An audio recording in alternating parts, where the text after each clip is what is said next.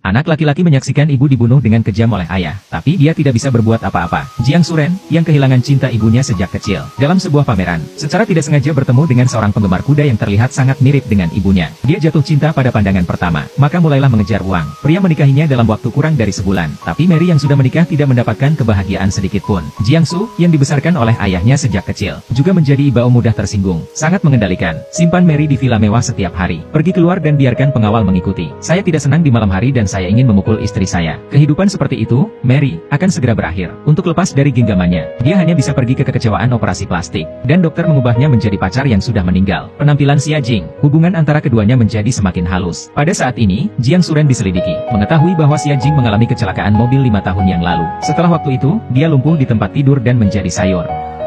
Tapi sekarang Xia Jing berdiri di depannya dengan sehat. Dia datang ke sanatorium tempat dia tinggal sebelum pergi ke Beijing. Minta kabar, mendengar dari kepala perawat. Rehabilitasi di Beijing. Ternyata di hari yang sama dengan hilangnya istrinya. Dalam perjalanan pulang, dia berhenti di pinggir jalan. Karena jalan di sebelahnya, itu jalan yang sama yang saya ambil pada hari istri saya menghilang.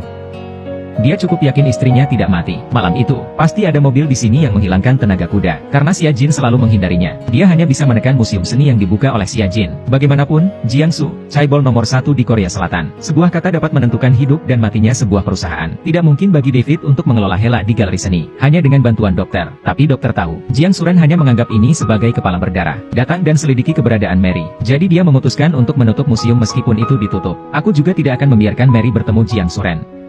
Tapi Hela tidak memiliki kasih sayang yang dalam untuk Mary. Untuk dia, galeri seni adalah hati dan jiwanya. Jadi dia diam-diam meminta Mary untuk bertemu. Berbohong sebagai dokter. Minta dia menjadi paman Xia Jing sekali. Museum tertutup. Meskipun Mary masih memiliki bayangan pada Jiang Suren. Bahkan jika Anda bertemu sekali, Anda dapat mengekspos diri sendiri. Tapi dia berterima kasih kepada dokter. Setuju untuk bertemu besok.